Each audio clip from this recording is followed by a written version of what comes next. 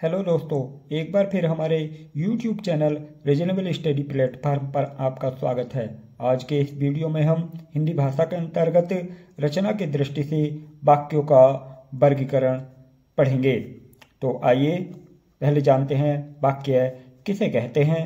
शब्दों का वह सार्थक क्रम जिससे अपेक्षित अर्थ प्रकट होता है वह वाक्य कहलाता है। वाक्य के भेद। वाक्यों का वर्गीकरण मुख्यतः दो प्रकार से होता है। पहला, रचना या स्वरूप की दृष्टि से तथा दूसरा अर्थ की दृष्टि से। आज यहाँ हम रचना की दृष्टि से वाक्यों का वर्गीकरण पढ़ेंगे। रचना की दृष्टि से जो वाक्यों का वर्गीकरण है उसमें पहला सरल या साधारण वाक्य, दूसरा मिश्र वाक्य तथा तीसरा संयुक्त वाक्य। ये रचना की दृष्टि से वाक्य तीन प्रकार के होते हैं। तो आइए अब हम एक एक करके इनके बारे में जानते हैं। पहला, सरल या साधारण वाक्य। जिस वाक्य में केवल एक ही उद्देश्य और केवल एक ही विधेय या समापिका क्रिया हो, सरल या साधारण वाक्य कहलाता है। अर्थात इन वाक्यों में केवल एक ही कर्ता होता है तथा केवल एक ही क्रिया होती है। समापिका क्रिया, जिससे वाक्य समाप्त होता है उसे समापिका क्रिया कहते हैं। यूँ तो वाक्य में कई क्रियाएं हो सकती हैं, पर उसको समाप्त करने वाली जो क्रिया है वो एक ही होती है, जिसे समापिका क्रिया कहते हैं।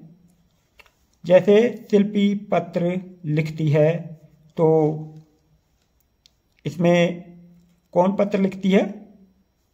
शिल्पी। शिल्पी इसका उद्देश्य है और पत्र लिखती है इसका विधेय है। वह घर जा रहा है। घर जा रहा है, कौन घर जा रहा है? वह इस वाक्य का उद्देश्य है। यदि आपको उद्देश्य और विधेय के बारे में नहीं पता तो हमारे ही चैनल पर एक वीडियो है उद्देश्य और विधेय, उसे देखकर आप जान सकते हैं कि उद्देश्य और विधेय किसे कहते हैं। विशेष बात यह है कि इसमें कर्ता के साथ साथ उसके विस्तारक और क्रिया के साथ उसके विस्तारक व क्रिया विशेषण भी आ सकते हैं। जैसे अच्छा बच्चा मीठा दूध अच्छी तरह पीता है। इसमें कौन पीता है? अच्छा बच्चा। तो इसमें बच्चा करता है और उसका जो विशेषण है वह अच्छा है। इसी प्रकार अच्छी तरह पीता है, ये अच्छी तरह क्रिया विशेषण है। और क्या पीता है? दूध। जो हमारा दूध कर्म है ये उसकी मीठा विशेषता बतलाता है। तो वाक्य में उद्देश्य और उसका विस्तारक तथा क्रिया तथा उसके विस्तारक व कर्म के विस्तारक भी सम्मिलित होते हैं। जैसे उसी प्रकार अगला वाक्य है हमारा, भौंकते हुए कुत्ते कभी कभी काटते हैं। तो कौन काटते हैं? भौंकते हुए कुत्ते। तो यहाँ कुत्ते करता है और भौंकते हुए उसकी विशेषता बतला रहे हैं। कभी कभी यहाँ क्रिया विशेषण है। और अगला वाक्य है, वह जाकर स्टेशन पर सोएगा। कौन सोएगा? वह सोएगा। कहाँ सोएगा?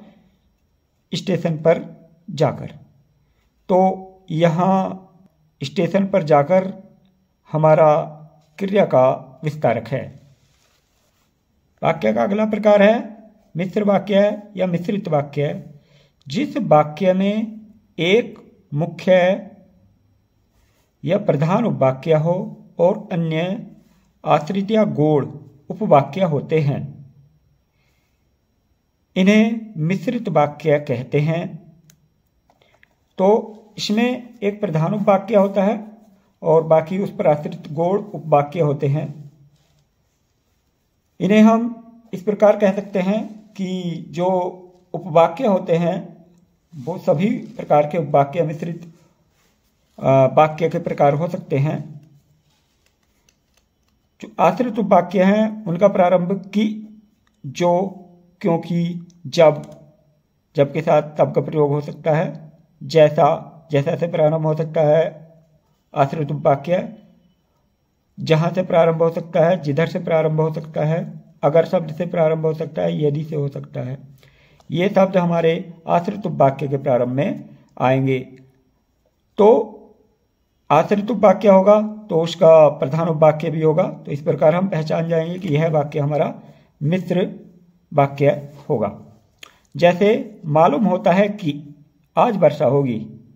इस वाक्य में कि से आश्रित वाक्य प्रारंभ हो रहा है कि आज वर्षा होगी, और मालूम होता है यह हमारा प्रधान वाक्य है। तो यह जो वाक्य है संपूर्ण वह मिश्रित वाक्य है। यदि परिश्रम करोगे तो उत्तीर्ण हो जाओगे। यदि के साथ तो का प्रयोग हुआ है तो यह भी हमारा मिश्रित वाक्य है, क्योंकि इसमें यदि परिश्रम करोगे आश्रित उपवाक्य है और उत्तीर्ण हो जाओगे यह प्रधान उपवाक्य है। इसके बारे में विशेष बात यह है, इन वाक्यों में एक मुख्य उपवाक्य और एक से अधिक आश्रित उपवाक्य भी हो सकते हैं। जैसे मैं सोचता हूं कि तुमने जो पत्र वहां भेजा था उसे उसने फाड़ डाला। यहां कि तुमने जो पत्र भेजा था एक आश्रित उपवाक्य है और उसे उसने फाड़ डाला, ये इस वाक्य का भी आश्रित उपवाक्य है। इस प्रकार इस वाक्य में एक से अधिक उपवाक्य का प्रयोग हुआ है। वाक्य का अगला प्रकार है संयुक्त या संश्लिष्ट वाक्य। संयुक्त वाक्य को संश्लिष्ट वाक्य भी कहते हैं। जब दो या दो से अधिक साधारण वाक्य समुच्चय बोधक शब्द कौन कौन से हो सकते हैं? और, एवं, तथा, या, अथवा, इसलिए, अतः, फिर, भी, तो, नहीं तो, किंतु, परंतु, लेकिन, पर आदि से जुड़े हों तो ये वाक्य संयुक्त या संश्लिष्ट वाक्य कहलाते हैं। इसमें दो साधारण वाक्य या दो से अधिक साधारण वाक्य होते हैं, अर्थात प्रत्येक साधारण वाक्य का एक उद्देश्य तथा एक विधेय अवश्य रूप से होगा।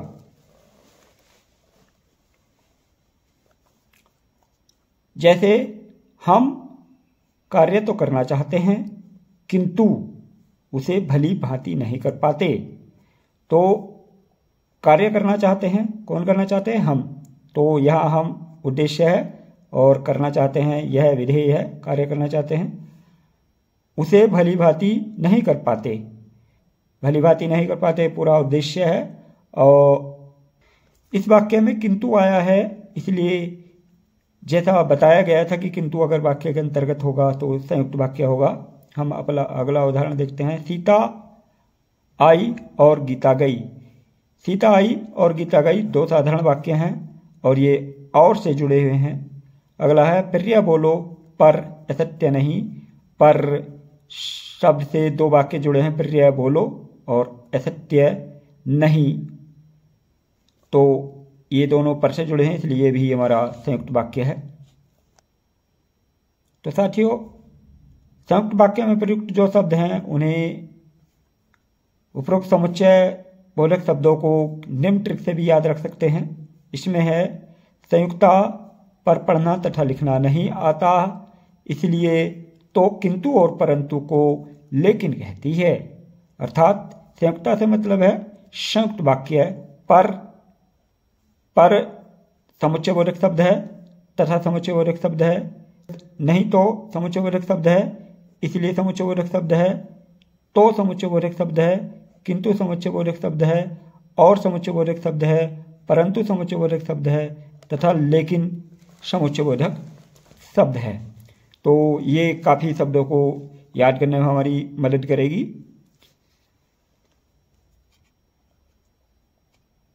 इसके बारे में एक विशेष बात और याद रखते हैं, संयुक्त वाक्य के उपवाक्य जब एक ही कर्ता अथवा क्रिया रखते हैं तो बहुधा कोई ना कोई भाग छिपा रहता है। जैसे न तो तुम न तो मैं, उसे हटा सकता हूं। दोनों की जो क्रिया है हटा सकता हूं, तो दोनों की क्रिया समान है।